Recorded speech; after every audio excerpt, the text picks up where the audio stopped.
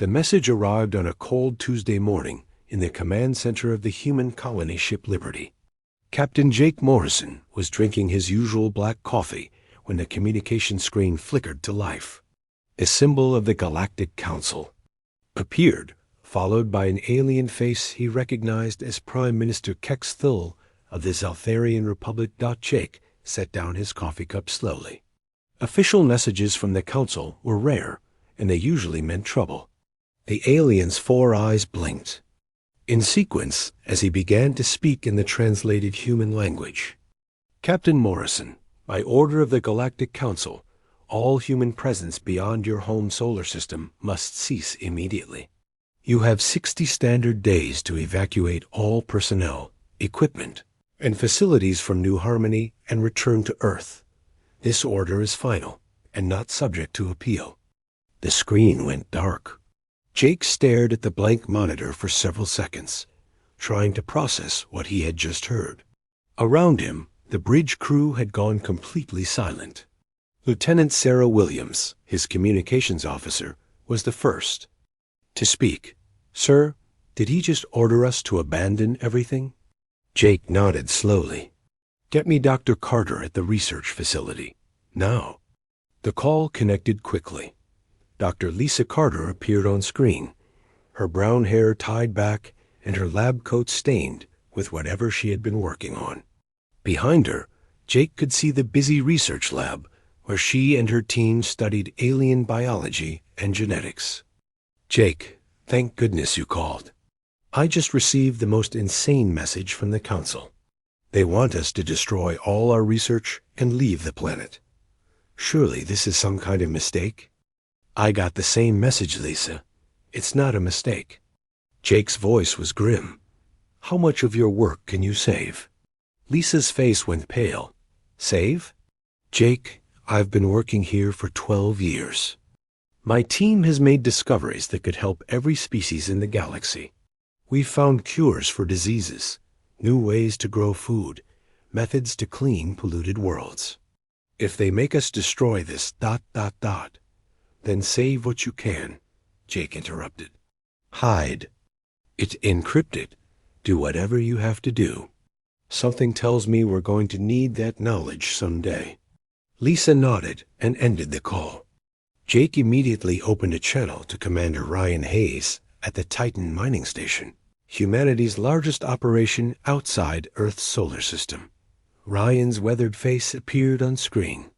The mining station commander looked like he had aged 10 years in the past hour. "Jake, please tell me you have some good news about this evacuation order." "I wish I did, Ryan. How many people do you have out there?" 15,000 miners, engineers, and support staff, plus their families." Ryan ran a hand through his gray hair. "The Vorthans are already sending warships to take over the facility. They want us gone, but they sure don't mind taking everything we built." Jake felt anger burning in his chest. The humans had discovered the Titan system and built the mining station from nothing. They had turned a dead rock into a thriving industrial center that supplied rare elements to half the galaxy. Now the aliens wanted to kick them out and take over everything they had created.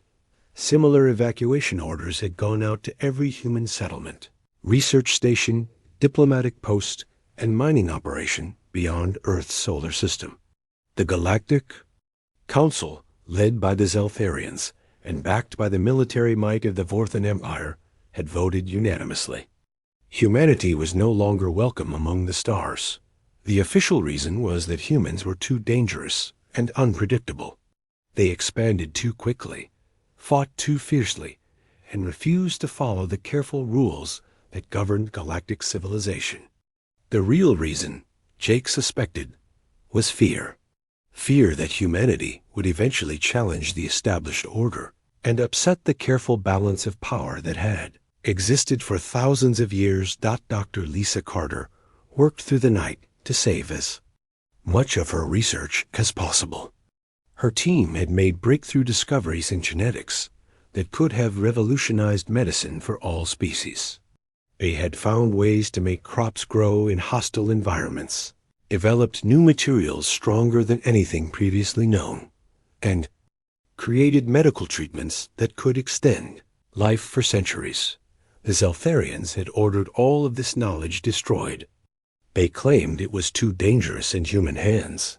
Lisa knew better. They were afraid that human science was advancing too quickly and might soon surpass their own ancient technologies. She encrypted her most important files and hid them in secure data cores that she planned to smuggle back to Earth. If the aliens wanted to slow down human progress, they would have to try harder than simply ordering research destroyed at the Titan mining station. Commander Ryan Hayes supervised the most massive evacuation in human history. 15,000 people had to be moved, along with as much equipment and resources as possible. The Vorthans had given them 60 days, but their warships were already taking positions around the system. The aliens were being generous with the timeline. Ryan thought bitterly. They wanted to appear reasonable, while they stole everything humanity had built. The mining equipment alone was worth billions of credits, and the refined materials in storage could power a dozen star systems for years. Ryan's teams worked around the clock to load transport ships with people and equipment. They couldn't take everything, but they could take enough to prove that human engineering and determination had built something remarkable in this distant system. On Earth, President Claire Thompson faced the greatest crisis in human history. The exile order affected every human beyond the solar system. Military personnel, scientists, miners, farmers, traders, diplomats, and their families all had to return to a world that was already struggling to support 8 billion people. The population of Earth was about to increase by nearly 4 billion people in a matter of months. Cities would overflow, resources would be stretched to the breaking point, and unemployment would skyrocket. The aliens probably expected this crisis to cripple humanity for decades. President Thompson had other plans. She called an emergency session of the World Council and addressed the planet in a speech that would be remembered for generations. "Fellow humans," she began, standing before cameras that broadcast to every corner of Earth. "Today we have been told that we are not welcome among the stars. The Galactic Council has decided that humanity is too dangerous to share the galaxy with other species. They have ordered our people to abandon everything they have built and return to Earth." She paused, letting the words sink in. "They believe this will break our spirit. They believe this will end human expansion into space. They believe they can push us back into our corner of the galaxy and forget about us." President Thompson's voice grew stronger. "They are wrong. They have not weakened humanity. They have united us. They have not ended our journey to the stars. They have given us time to prepare for a greater journey than any we have taken before." The speech continued for 20 minutes, outlining plans for housing the returning populations, expanding Earth's cities and industries, and developing new technologies that would make humanity stronger than ever before. The aliens had meant to punish humanity, but they had instead given them the greatest opportunity in their history. Captain Jake Morrison brought the last group of evacuees from New Harmony back to Earth 3 days before the deadline. As his ship passed through the outer edge of the solar system, he looked back at the stars where humans had lived and worked for generations. The aliens thought they had won a victory by forcing humanity to leave. Jake smiled grimly as Earth grew larger. On his view screen, the aliens had made the biggest mistake in galactic history. They had given humanity a reason to become stronger, smarter, and more determined than ever before. The species that had once begged for acceptance among the stars would return someday. As their masters, the exile had begun, but Jake Morrison was already planning for the day when humanity would return to claim what was rightfully theirs. 5 years had passed since the Great Exile changed everything for humanity. Earth was a different world now, crowded with nearly 12 billion people where once there had been 8 billion. The returning colonists, miners, scientists, and their families had transformed the planet in ways no one could have predicted. Dr. Kevin Miller stood on the observation deck of New Atlantis, the largest underwater city ever built by human hands. Through the thick, transparent walls, he could see the lights of other underwater settlements stretching across the ocean floor like a galaxy of stars beneath the waves. The Pacific Ocean, once thought too deep and dangerous for permanent habitation, now housed over 200 million people. Kevin had been a terraforming specialist on distant worlds before the exile. He had spent 15 years learning how to make dead planets suitable for human life. Now he used those same skills to make Earth's oceans into vast new territories for humanity to expand into. Construction on New Pacific is ahead of schedule, reported his assistant, Dr. Monica Davis, as she reviewed the latest progress reports. The hydroponic farms are producing food for 3 million people, and the fusion generators are operating at full capacity. Kevin nodded, watching schools of fish swim past the observation windows. The aliens had thought they were trapping humanity on one small world. Instead, they had forced humans to discover just how much space their home planet really contained. The oceans covered 70% of Earth's surface, and humans were learning to use every cubic meter of that space. Admiral Susan Brooks commanded the rebuilt human fleet from Luna, Base Alpha, hidden on the far side of Earth's moon. The base had grown from a small research station into a massive military complex that rivaled anything humanity had built during their colonial period. Susan walked through the main hangar bay, inspecting the newest ships in humanity's secret fleet. The vessels looked nothing like the old colonial ships that had evacuated humanity 5 years ago. These were sleek, deadly machines designed with 5 years of bitter experience and unlimited motivation. The Defender-class cruisers are ready for their first test flights, reported Captain Tony Rodriguez, the chief test pilot. The new engine design is 30% faster than anything we had before the exile. Susan smiled as she watched technicians working on the ships. The aliens had banned humans from space beyond their solar system, but they had said nothing about what humans could build while they waited. The isolation had given humanity time to develop technologies they never would have had the luxury to perfect while managing a galactic empire. The new ships were not just faster, they were smarter. Human engineers had spent 5 years studying every weakness in alien technology, every flaw in their strategies, every mistake they had made during the exile.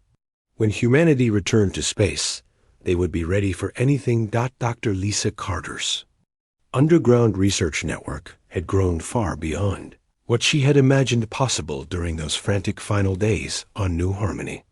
Working in secret laboratories hidden beneath cities around the world, her teams had made discoveries that would have been impossible under the careful restrictions of galactic law.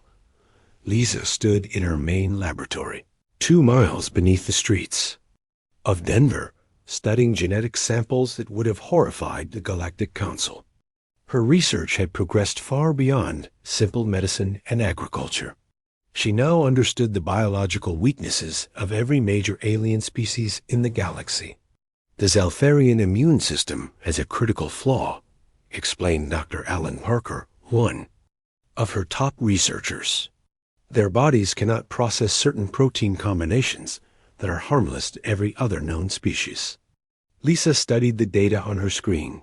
And the Vorthans?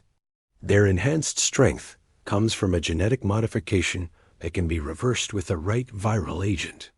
Without their physical advantages, they're actually weaker than baseline humans. This knowledge would have been forbidden under galactic law. The Council had strict rules about research into alien biology, claiming it was to prevent the development of biological weapons. Lisa now realized the real reason for those restrictions. The aliens did not want anyone to discover just how vulnerable they really were. Meanwhile, the alien species that had forced humanity into exile were discovering the consequences of their decision. On New Harmony, The Zeltharian colonists who had taken over the human settlement were struggling with problems they had never anticipated. Governor Veltar stood in what had once been the human agricultural center, looking at rows of dying crops. The humans had made farming on New Harmony look effortless, but the reality was far more complex than the Zeltharians had understood. "The soil chemistry is wrong again," reported his chief agricultural specialist. "The human techniques require constant adjustment and monitoring. Without their expertise, we cannot maintain the same production levels." New Harmony had fed 6 million humans and exported food to 12 other colonies. Under Zeltharian management, the farms could barely feed the 2 million aliens who had moved to the planet. The sophisticated agricultural systems that humans had developed over decades were failing without the knowledge and experience to maintain them properly. The situation was even worse at the Titan mining station. Commander Zakun of the Vorthan military watched as another piece of human-built equipment broke down beyond repair. The mining operation that had once produced rare elements for half the galaxy was operating at less than 40% capacity. "The humans built this equipment to work with their maintenance schedules," explained the Vorthan chief engineer. "Without their technical knowledge, we cannot keep the systems running efficiently." The Vorthans were proud warriors who believed that superior strength could overcome any obstacle. They were learning that complex industrial operations required more than raw power. They required the kind of innovative thinking and technical expertise that humans had developed during centuries of solving impossible problems. Captain Jake Morrison now commanded supply runs between Earth's orbital stations and the growing lunar bases. His new ship, the Resilience, was twice as fast as his old colonial vessel and carried advanced sensors that could detect alien ships from incredible distances. During one routine flight to the lunar bases, Jake received an encrypted message that made him stop his ship and read the transmission 3 times. The message came from an alien source, someone using old diplomatic codes that only former allies would know. "Human Fleet Commander," the message read, "this is Ambassador Thizes of the Altarian Republic. My people opposed the exile order in the Council, but we were outvoted by the Zeltharian Vorthan Alliance. We wish you to know that not all species supported the decision to remove humanity from galactic civilization." Jake stared at the message. Ambassador Thizes had been one of humanity's few genuine friends in the Galactic Council. The Altarians were a peaceful species that valued knowledge and cooperation over power and territory. The message continued. "The situation in the galaxy grows worse each month. The Skrik's hive has begun expanding into the outer rim systems. Without human colonies to serve as early warning posts, their advance goes undetected until it is too late. The Council refuses to admit their mistake, but many of us believe that removing humanity has left the galaxy vulnerable to threats we cannot handle alone." Jake forwarded the message to Admiral Brooks and President Thompson. The aliens were starting to realize that humanity had served a purpose in galactic civilization beyond simply following orders and paying taxes. Humans had been the galaxy's warriors, explorers, and problem solvers. Without them, the careful balance that had maintained peace for centuries was beginning to collapse. Back on Earth, President Claire Thompson reviewed intelligence reports from the network of human spies and sympathetic aliens who continued to monitor galactic affairs. The picture that emerged was troubling, but also encouraging for humanity's future plans. The galactic economy was struggling without human innovation and trade. The military situation was deteriorating without human forces to patrol dangerous border regions. Most importantly, new threats were emerging that the alien civilizations seemed unable to handle with their traditional methods. Thompson smiled as she read the latest reports. The aliens had thought they were solving a problem by removing humanity from the galaxy. Instead, they had created a dozen new problems while giving humanity time to become stronger than ever. Before Dot, the isolation period was almost over. Soon, humanity would return to the stars, but not as the junior partners they had once been. They would return as the force that could save galactic civilization from the consequences of its own short-sighted decisions. 8 years after the Great Exile, the galaxy faced its first major crisis without human involvement. The threat came from beyond the galactic rim, from a region of space that had been unexplored and unguarded. Since humanity's forced departure, the Skrik's hive moved like a plague across the stars. Their bioships, grown rather than built, consumed entire worlds and left nothing behind but empty space. They communicated through chemical signals that no other species could understand, and they showed no interest in negotiation or surrender. Prime Minister Kex Thule of the Zeltharian Republic stood before the emergency session of the Galactic Council, his 4 eyes wide with panic. Behind him, holographic displays showed system after system falling to the Skrik's advance. 17 star systems had gone dark in the past 3 months. Honorable representatives, Kex Thule began, his voice shaking, the Skrik's hive has destroyed the Kepler 442 system completely. Our research station there sent a final transmission before all contact was lost. The entire system has been stripped of all organic matter. Commander Zethrock of the Vorthan Empire slammed his massive fist on the council table. The warrior's green skin had turned pale with fear, something no one had ever seen before. Our fleets engaged the Skrik ships and achieved nothing. Their vessels feel no pain, show no fear, and cannot be reasoned with. They consume our ships as easily as they consume planets. In the gallery reserved for lesser species, Ambassador Thyses of the Altarian Republic listened to the debate with growing horror. The council members were arguing about diplomatic solutions and defensive strategies, but none of them understood what they were really facing. The Skriks were not a normal species that could be negotiated with or intimidated. They were a biological weapon that had been created by some long-dead civilization and left to multiply in the darkness between galaxies. Only one species in the known galaxy had ever successfully fought enemies like this, and that species had been exiled 8 years ago. On Earth, Ambassador Helen Pierce monitored the alien communications from her station deep beneath the Rocky Mountains. The massive listening post had been built during the isolation years to track everything that happened in the galaxy beyond the solar system. Helen watched the intercepted council transmissions with a mixture of satisfaction and concern. The aliens were finally facing the kind of threat that humanity had always been prepared to handle, but their response was exactly as inadequate as she had predicted. The Vorthan battle fleets lost 60% of their ships in the last engagement, reported her assistant, Lieutenant Bob Carter.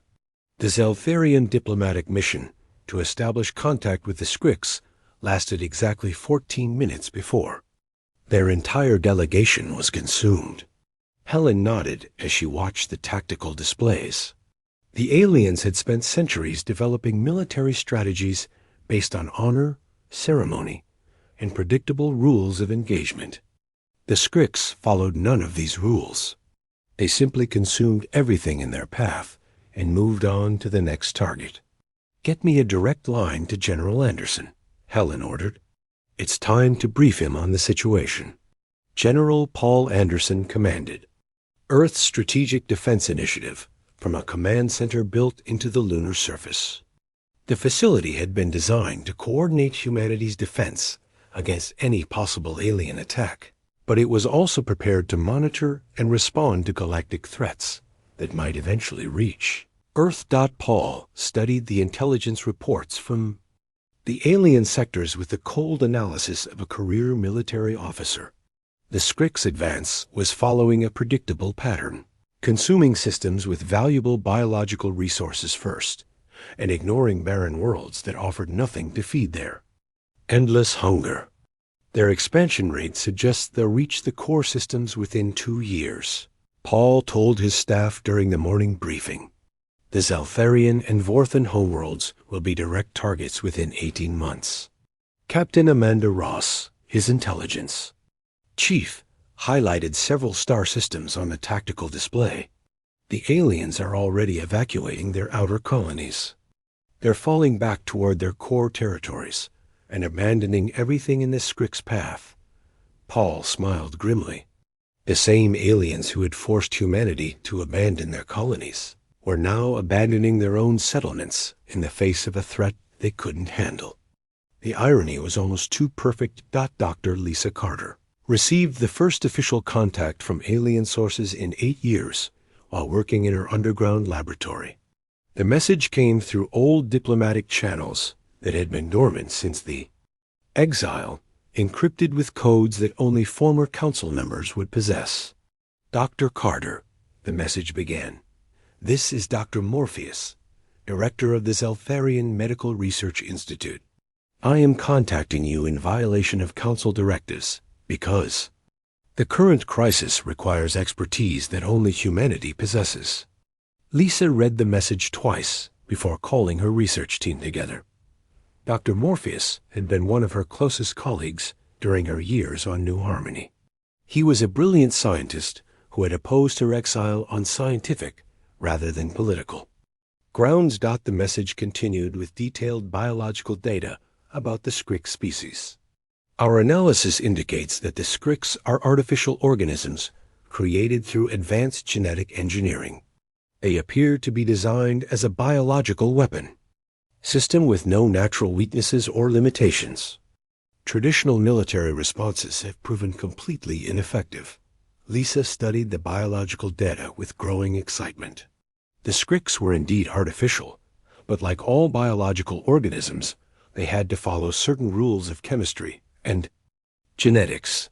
If they could be created, they could be destroyed, but it would require the kind of aggressive biological research that the Galactic Council had banned years ago. This is exactly the kind of problem we've been preparing for, Lisa told her team. 8 years of unrestricted research into alien biology gives us tools that no one else in the galaxy possesses. The crisis escalated rapidly as more systems fell to the Skrik's advance. The Galactic Council's emergency sessions grew more desperate with each passing week. Traditional military strategies had failed completely. Diplomatic approaches were impossible, and evacuation was only delaying the inevitable. Ambassador Theises finally stood before the council and said what everyone was thinking, but no one wanted to admit. Honorable representatives, we must consider that our current approach is not working. Perhaps it is time to seek assistance from sources we have previously rejected. The chamber fell silent. Everyone knew what she meant, but none of the council members wanted to be the first to say it out loud. They needed help from the humans they had exiled in fear and arrogance. Prime Minister Kex Thul's voice was barely a whisper when he finally responded. The humans were exiled because they were too dangerous and unpredictable. How can we ask for help from a species we declared unfit for galactic civilization? Commander Zithrok's response surprised everyone. The proud Vorthan warrior had never shown respect for any other species, but the Skriks had broken something fundamental in his worldview. Perhaps the question we should ask is whether we can afford not to request their assistance. On Earth, President Claire Thompson convened an emergency session of the World Council as reports of the galactic crisis reached official channels. The aliens had not yet made any formal request for assistance, but intelligence sources indicated that such a request was inevitable. The irony is remarkable, President Thompson told the assembled world leaders. 8 years ago, they told us we were too dangerous to share the galaxy with other civilizations. Now they face a threat that proves exactly why dangerous species like humanity are necessary. Defense Minister Lucy Hayes raised the critical question that everyone was considering. If they do request our assistance, what should our response be? Do we help the species that exiled us, or do we let them face the consequences of their decision alone? President Thompson looked around the chamber at the faces of humanity's leaders. 8 years of isolation had made humanity stronger, smarter, and more united than ever before. The question was not whether they could help the aliens, but whether they should. "We'll cross that bridge when we come to it," she finally said. "But when we do, we'll be making that decision from a position of strength, not desperation. The galaxy is about to learn what happens when you force humanity to leave." The formal request arrived on a Tuesday morning, delivered through the old diplomatic channels that had been silent for 8 years. President Claire Thompson read the message 3 times before calling an emergency meeting of the World Council. "To the government of Earth and the human species," the message began, signed by all 12 members of the Galactic Council. "We formally request immediate humanitarian assistance in dealing with the Skrik's hive crisis that threatens all civilized life in the galaxy." The rest of the message was filled with diplomatic language, but the core message was simple. The aliens, who had exiled humanity, were now begging for help from the species they had declared too dangerous for galactic civilization. Admiral Susan Brooks sat in the heated debate that followed in the World Council chambers. Her voice cut through the arguments with military precision. "Let them burn," she said coldly. "They cast us out when they were strong and united. They called us dangerous and unpredictable. Now they want us to save them from their own mistakes." Around the table, other military leaders nodded in agreement. General Paul Anderson leaned forward, his face hard with years of bitter memory. "They took everything we built, destroyed our research, and scattered our people across the galaxy. Why should we risk human lives to save civilizations that couldn't wait to get rid of us?" Dr. Kevin Miller raised his hand from his seat at the Underwater City Representatives table. The years of isolation had changed him, as they had changed all of humanity. Where once he had been a peaceful scientist focused on terraforming, now he thought in terms of power and strategy. "I disagree with Admiral Brooks," Kevin said, causing surprised looks around the chamber. "Not because I forgive what they did to us, but because this crisis represents the greatest opportunity in human history." He stood and activated the holographic display in the center of the chamber. Star charts showed the galaxy as it existed now, with Skrik's forces advancing through the outer systems, while alien civilizations retreated in panic. "Look at this situation objectively," Kevin continued.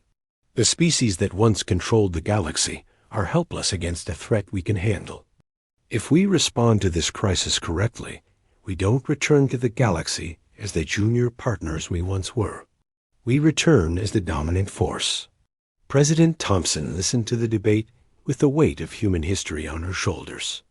The decision she made in the next few hours would determine humanity's place in the galaxy for generations to come.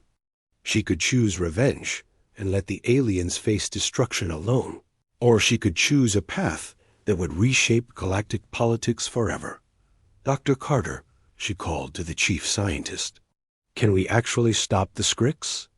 Lisa Carter stood and activated her own display, showing biological data that had been gathered during 8 years of unrestricted research.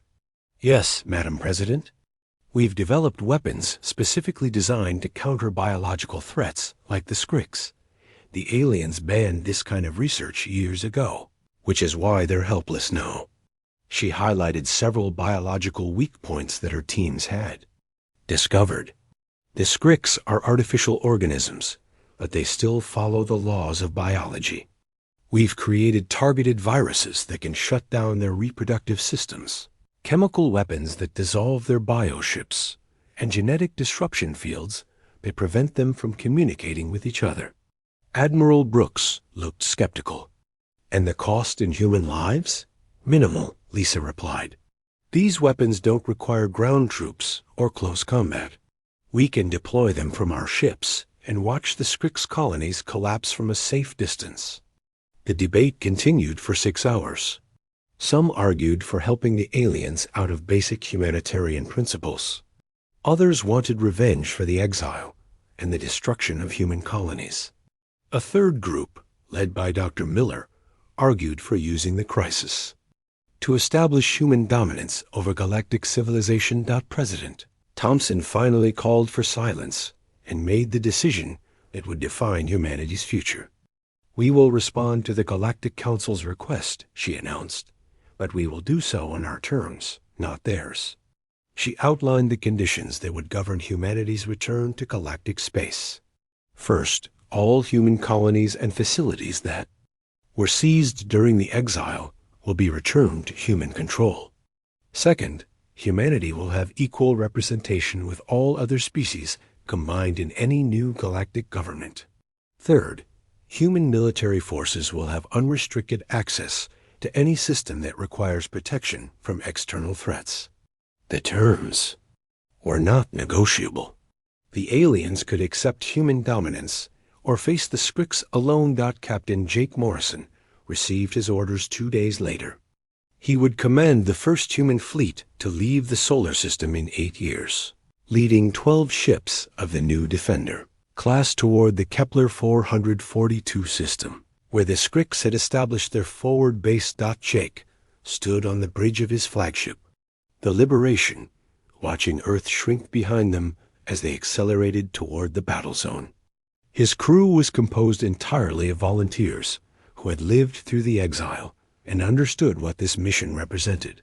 "All ships report ready for combat," announced his tactical officer, Commander Lisa Park. "Biological weapons are loaded, and targeting systems are calibrated for Skrik's biosignatures." Jake nodded, feeling the weight of history on his shoulders.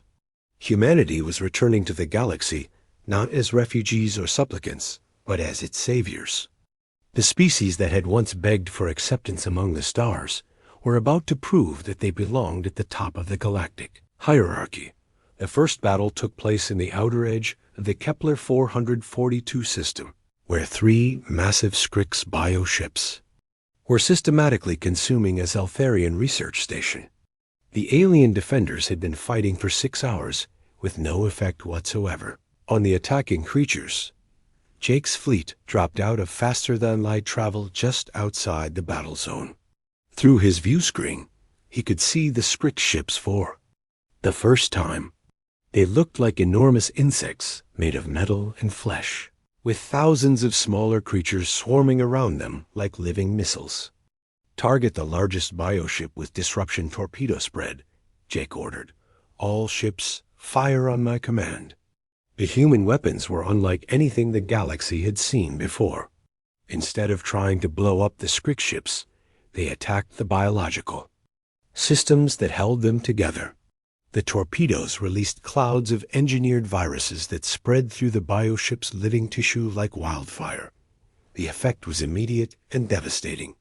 The massive Skrik's vessel began to break apart as its biological components died and dissolved. Within minutes, the creature that had seemed invincible was nothing but drifting organic debris. The remaining Skrik ships turned to attack the human fleet, but they faced weapons designed specifically to counter their biology. Chemical bombs dissolved their armor, genetic disruption fields prevented them from coordinating their attacks, and targeted viruses shut down their life support systems. The battle lasted 17 minutes. When it was over, all 3 Skrik's bioships were destroyed, and their smaller support creatures were drifting dead in space. The human fleet had not suffered a single casualty.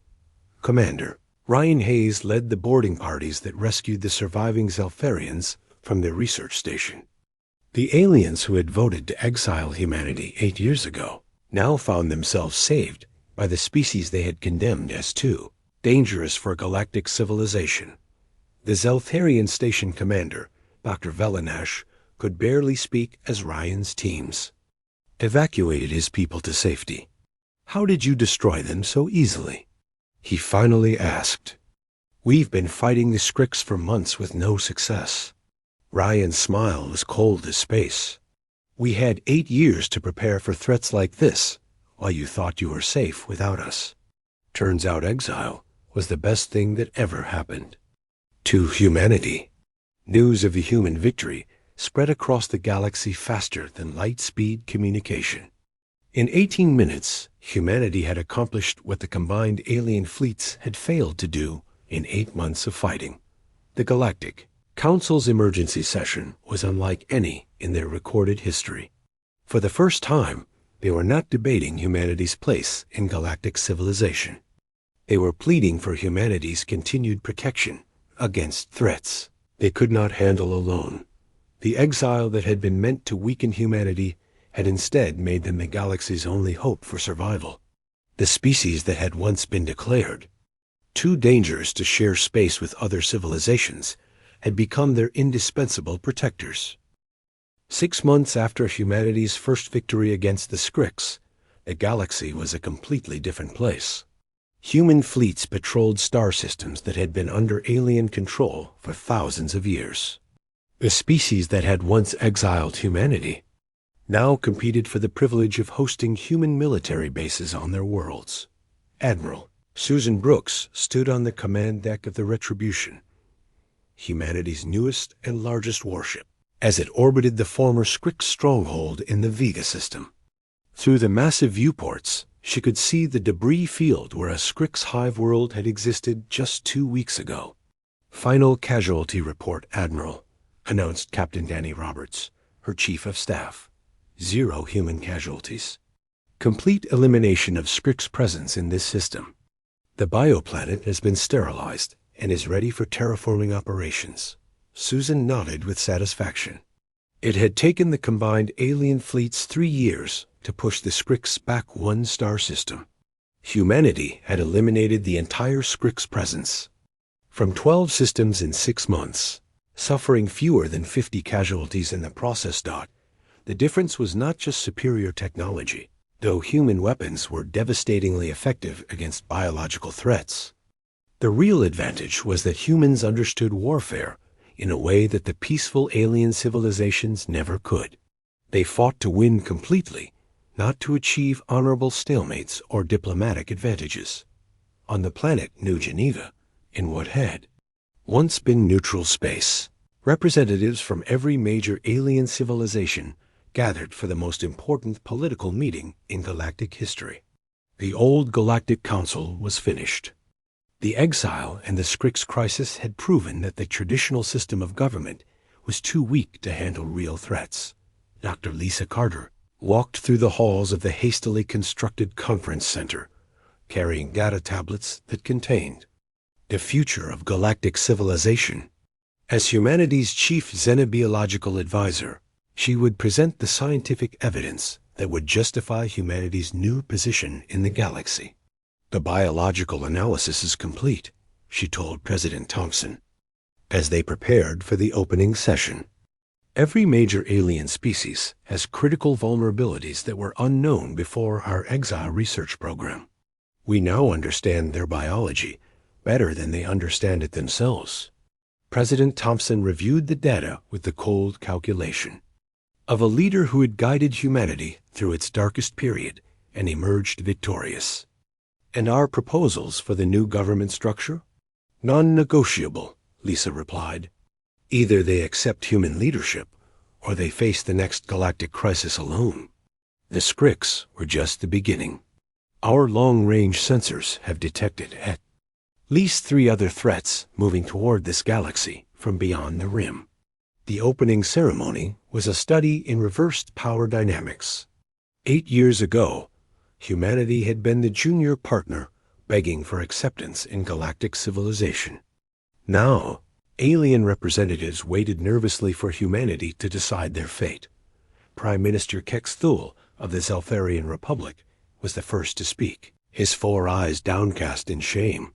"Honored human representatives, the Zelfarian people wish to formally apologize for our role in the exile decision. We now understand that our fears were misguided and our actions were counterproductive." Commander Zethrock of the Vorthan Empire stood next, his proud warriors bearing broken by months of military defeats. "The Vorthan military acknowledges that human forces are superior in every measurable category. We request permission to restructure our fleets under human command. President Thompson listened to each species grovel for human forgiveness and protection. The most powerful civilizations in the galaxy had been reduced to begging for the help of the species they had once considered too dangerous to exist.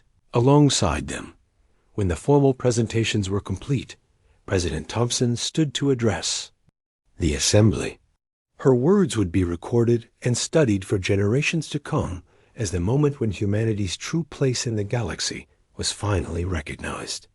8 years ago, you told us that humanity was too dangerous and unpredictable for galactic civilization, she began, her voice carrying clearly through the silent chamber. You were right. We are dangerous to threats like the Skriks. We are unpredictable to enemies who think they understand how we will respond to challenges. She paused, looking around the room at faces that showed fear, shame, and desperate hope. But you made one critical error in your judgment. You assumed that dangerous and unpredictable were negative qualities. You forgot that sometimes the galaxy needs protectors who are willing to do whatever is necessary to preserve civilization. The terms of the new galactic government were presented without room for negotiation. Humanity would hold executive authority over all military and external defense matters. Human colonies would be re-established on every world they had been forced to abandon, with expanded territory grants as compensation for the exile. Most importantly, humanity would have veto power over any major galactic decision. Never again would the species that protected galactic civilization be subject to the political whims of those they protected. Captain Jake Morrison received his new assignment as the ceremony concluded. He would command the reestablishment of human presence on New Harmony, the first colony they had been forced to abandon during the exile. But this time, humanity was not returning as colonial settlers. They were returning as the dominant power.